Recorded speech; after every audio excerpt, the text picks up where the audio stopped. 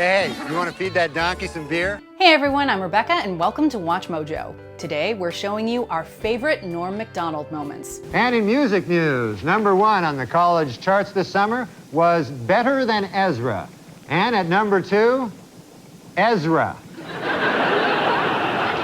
For this list, in honor of Norm's memory, we're gonna let the comedian's most iconic and hysterical bits do the talking for themselves. And, by the way, 100% of the proceeds from this video will go to the Canadian Cancer Society as part of our Mojo Gives initiative. All right, let's get to it. Please welcome Courtney Thorne-Smith.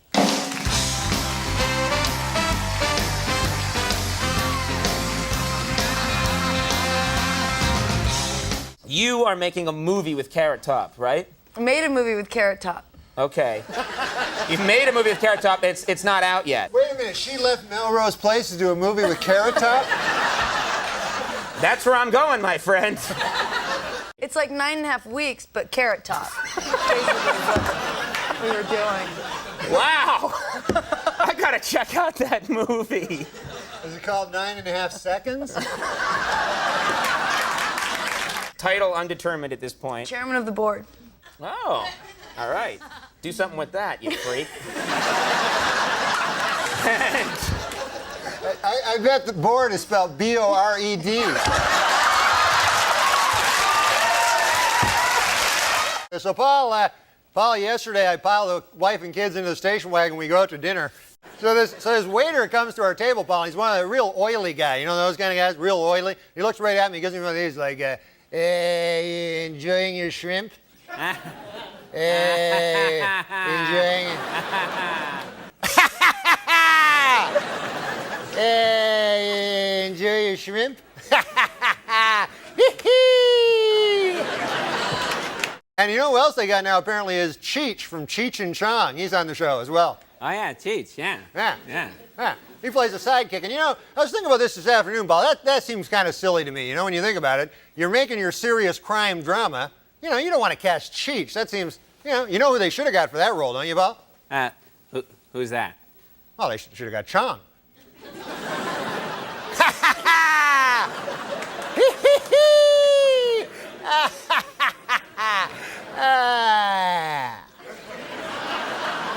According to retailers, the most popular Halloween mask this year is O.J. Simpson. And the most popular Halloween greeting is, I'll kill you and that guy who's bringing over your glasses, or trait.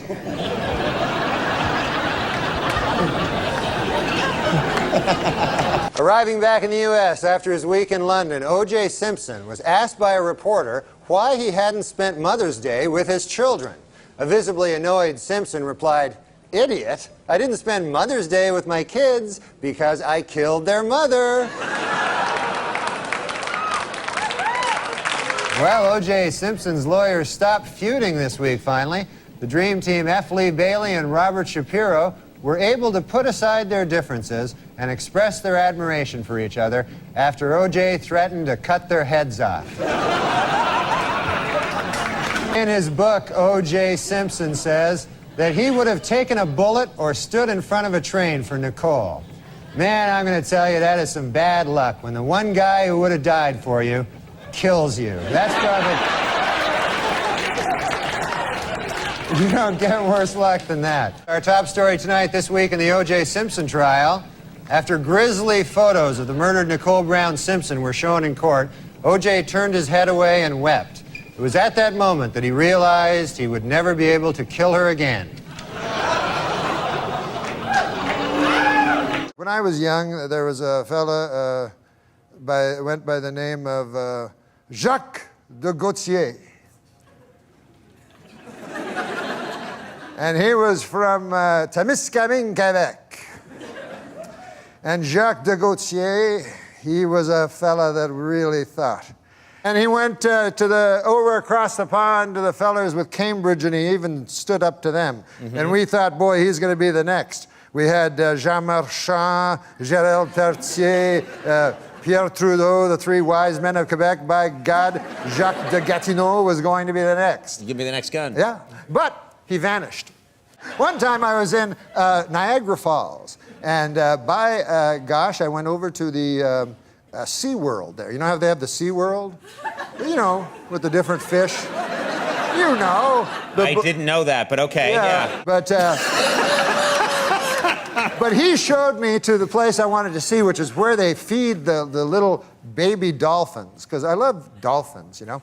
And who do I see there but Jacques de Gatineau? You were to be a great man, Jacques de Gatineau. And we were all, you know, we pinned all of Témiscamingue, Quebec, pinned our hopes on you.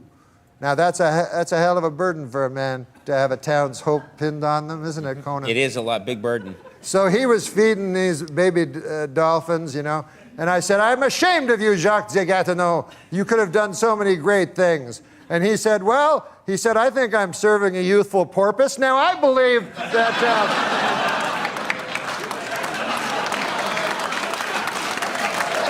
Somebody said, I got to show you something. They take on a 4-mile hike to show you a dog turd.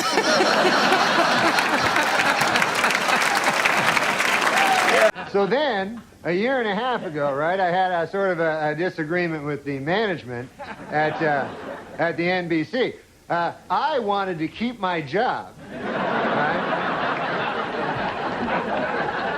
And they felt the exact opposite. But now, this is the weird part, right? It's only a year and a half later, and now they asked me to host the show.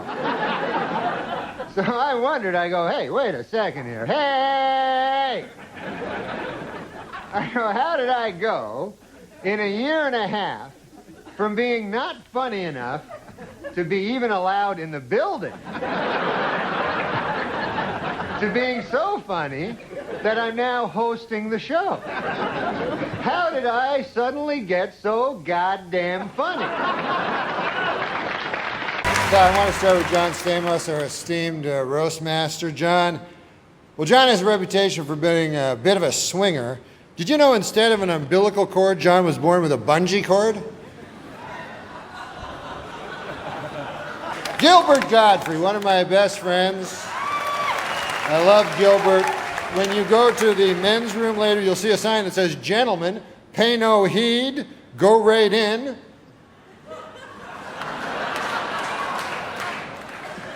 There's no room that says "scoundrel" on it. No, but Bob has a beautiful face, like a flower. Yeah, cauliflower.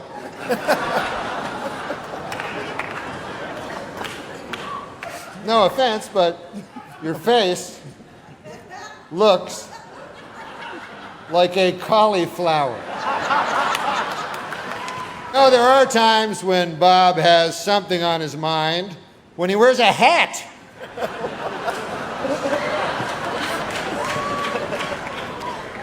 No, he's a good guy. He's a good guy. He's never bought Christmas seals.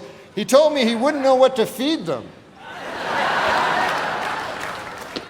And finally, back again, Burt Reynolds in a commanding lead with $14.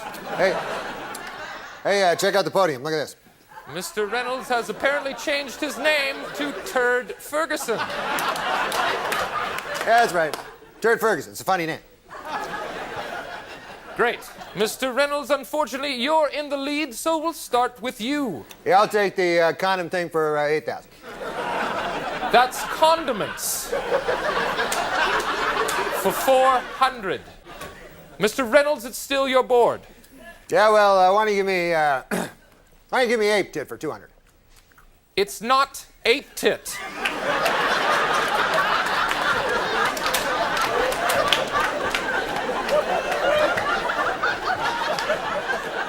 It's a petite, never mind. Let's just go to animal sounds for $600. This is the sound a doggy makes. Burt Reynolds. Who is Scooby-Doo? No. Yeah. That was a funny dog, Scooby-Doo. He drove around a van and solved mysteries. That is incorrect. No, that's correct. I remember, you had a pal, Scrappy-Doo. No. Mr. Reynolds, what are you doing? Yeah, I found this backstage, oversized hat. It's funny.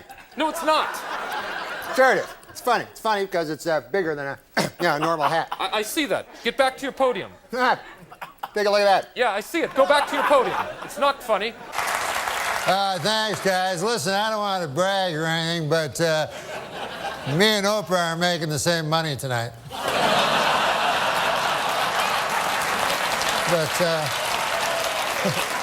hey, this occurred to me today. ID, which I had to show it again. There's a strange abbreviation when you think about it. I is short for I. And then D is short for dentification.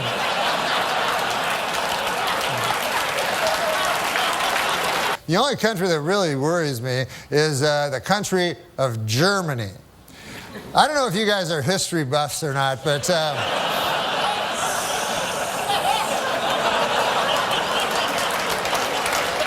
in the early part of the previous century, Germany decided to go to war. And who did they go to war with?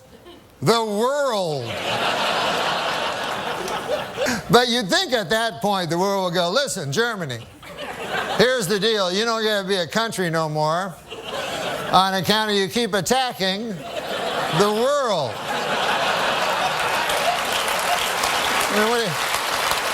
I'd just like to say, I know that Mr. Letterman is not for the mawkish, and he has no truck for the sentimental, but if something is true, it is not sentimental, and I say in truth, I love you. Oh my God. Oh my God. See, in the old days, a man could just get sick and die, you know? Now, they have to wage a battle. So my Uncle Bert is waging a courageous battle. And this is the battle. He's lying in a hospital bed with a thing in his arm watching Matlock on the TV. Instead of that battle, I got him the box set of Matlock. And the reason I don't like it is because in the old days they go, hey, that old man died. Now they go, hey, he lost his battle. That's no way to end your life, you know. What a loser that guy was. Last thing he did was lose. And I'm pretty sure, I'm not a doctor, but I'm pretty sure if the cancer dies, I mean, if you die, the cancer also dies at exactly the same time. So that, to me, is not a loss, that's a draw. That's a, you know what I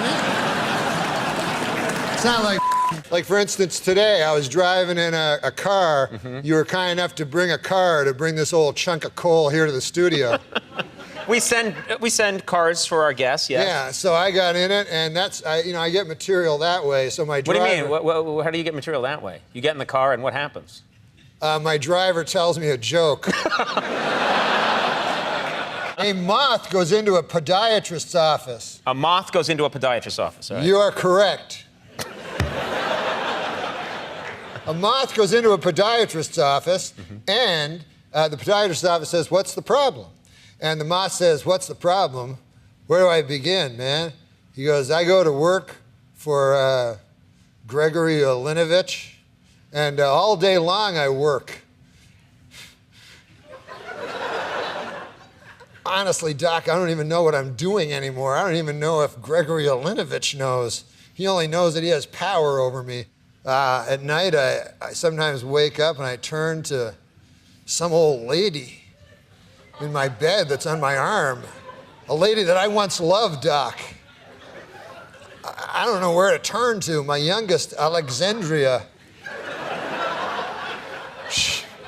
She fell in the cold of last year. The cold took her down, as it did many of us. I no longer love him. As much as it pains me to say, when I look in his eyes, all I see is the same cowardice that I catch when I take a glimpse of my own face in the mirror. If only the cowardice was stronger, then perhaps I'm not feeling good. And so the doctor says, Moth, man, you're troubled. But you should be seeing a psychiatrist. Why on earth did you come here? And then the moth said, because the light was on.